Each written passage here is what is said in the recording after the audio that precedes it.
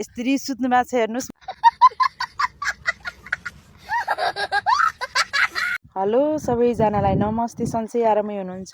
म चाहिँ रेडियो घरदेखि यता माथितिर छु अनि साथीहरू कहाँ जानुभएको छ हाम्रो प्राप्तिजीहरू भनेर म खोज्न जान लाग्छु। हेर्न सक्नुहुन्छ तपाईँहरूले बाटो कहाँ के गर्दै हुनुहुन्छ भनेर म चाहिँ खोज्न आइराखेको छु। मलाई चाहिँ नभनेर हिँड्नु भएको थियो है कोठादेखि, अनि कहाँ जानुभयो त भनेर म पनि यता यो रेडियोदेखि ठ्याक्कै माथि डाँडामा आइराखेको छु। अनि उहाँहरूले के गर्नु लाग्नु भएको छ यो डाँडामा बसेर, प्रायः जस्तो उहाँहरू बस्ने चाहिँ यही डाँडामा हो। के गर्दै हुनुहुन्छ हेर्न सक्नुहुन्छ, म ब्याकग्राउन्डमा देखाउने छु।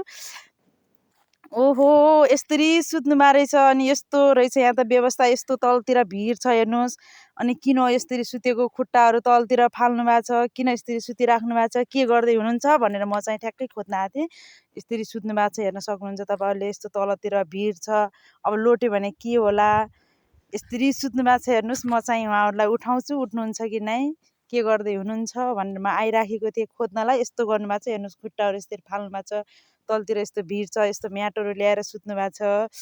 हेलो गाइजहरू, किन हो कि मलाई छोडेर नभनेर आएको हेर्न सक्नुहुन्छ। यस्तरी सुत्नु भएको पुरै नभनिकन आउनु भएको थियो कि मलाई त ठ्याक्कै। म फेरि कहाँ जानुभएको यतिखेरको बसाइमा भनेर हिँडिरहेको थिएँ। यस्तो बाटोमा आइराखेको बेलामा यस्तरी सुत्मा रहेछ। भिड हेर्नुहोस् तलतिर तपाईँले, यस्तो भिड छ हेर्न सक्नुहुन्छ। यस्तो अब लोट्यो भने के हुन्छ हालत, यहाँहरूको सुताइ हेर्नुहोस्, खुट्टा हेर्नुहोस् कसरी सुत्नु भएको छ हेर्नुहोस्।